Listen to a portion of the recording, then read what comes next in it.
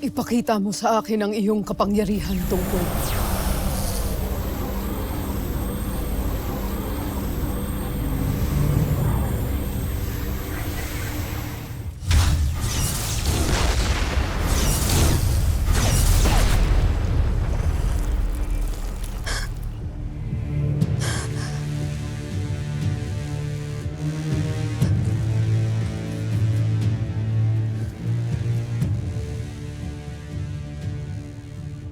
Hindi ako makapaniwala. Sumusunod ka sa aking utos. Garvek tungkod. Sa wakas ay mayroon na ako muling malakas na armas.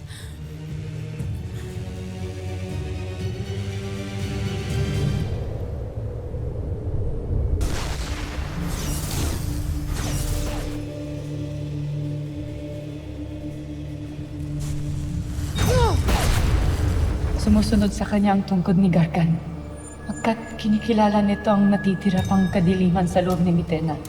At ang kadilimang yun, ang nagpapasunod sa armas ng bathala.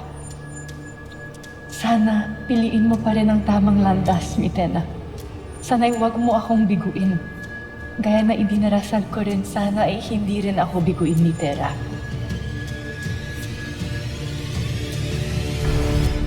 Lumalakas ka dahil sa pangmamaliit mo at sa panglalait mo sa akin. Hindi ako lumalakas dahil sa mga sinasabi mo. Mahina ka lang talaga, Terra. Wala kang binatbat. Kaya hindi ka karapat-dapat na maging isang sangre o maging tagapangalaga ng kahit na anong brilyante.